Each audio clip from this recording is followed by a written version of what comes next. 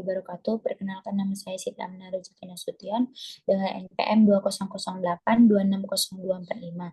Baik, di sini saya akan mempresentasikan mind mapping saya yang berjudul Grave Disease pada blok endokrin. Jadi yang pertama kita harus mengetahui anatomi dari kelenjar tiroid.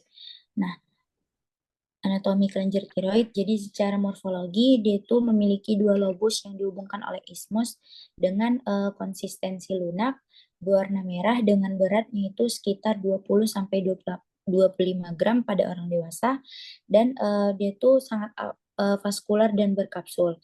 Lokasi dari kelenjar tiroid ini dia itu berada di bawah laring setinggi cervical 5 sampai thoracis 1.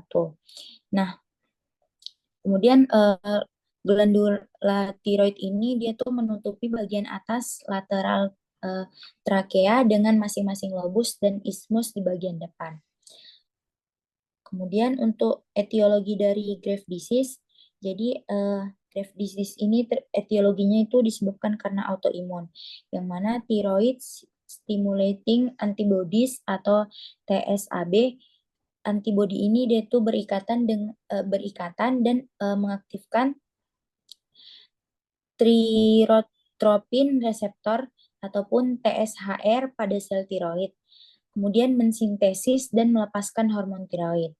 Nah, selanjutnya untuk patofisiologi dari Grave disease, jadi ketika antibodi berikatan dengan TSH reseptor, maka antibodi yang menstimulasi kelenjar tiroid terjadi peningkatan hormon tiroid, yang mana peningkatan hormon tiroid ini menyebabkan banyak terjadi negatif feedback untuk memberi respon agar berhenti memproduksi TRH dan TSH.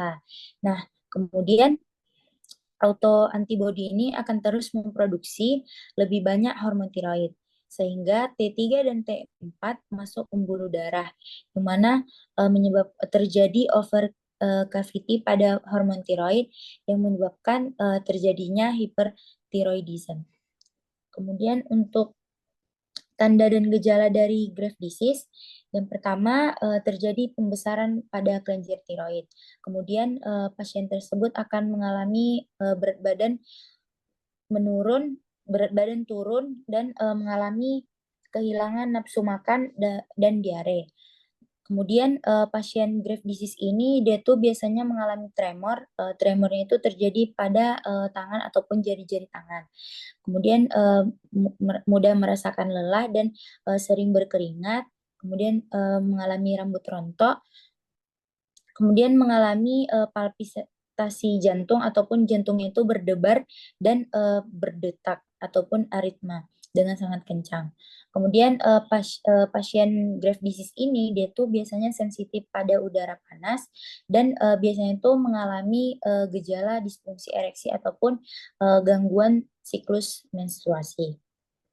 Untuk faktor resiko dari Grave disease, yang pertama bisa disebabkan karena usia, kemudian karena genetik, kemudian bisa disebabkan karena imunologi ataupun sistem imun pada pasien tersebut mengalami gangguan, kemudian bisa disebabkan karena lingkungan, dan faktor resiko yaitu yang terakhir karena jenis kelamin.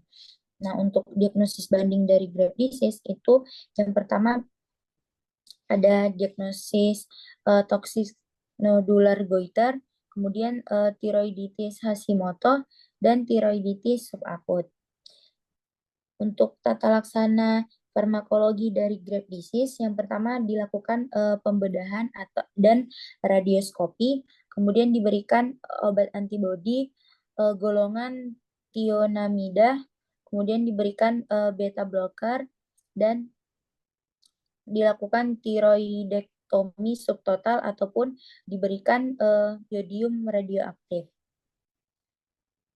Untuk edukasi, jadi pasien Grave disease ini kita berikan edukasi yaitu untuk berhenti merokok. Kemudian melakukan olahraga teratur, mengurangi dan mengelola stres dengan baik. Kemudian untuk pencegahannya yang pertama dengan mengonsumsi obat berkepanjangan dengan teratur, kemudian melakukan diet tinggi iodin, dan melakukan perawatan mata. Jadi melakukan perawatan mata dengan memberikan tetes mata steroid, kemudian bisa juga memakai kacamata ataupun menggunakan tetes mata air mata buatan. Baik, sekian dari presentasi mengenai Graves' disease. Lebih dan kurang saya mohon maaf. Saya ucapkan terima kasih. Wassalamualaikum warahmatullahi wabarakatuh.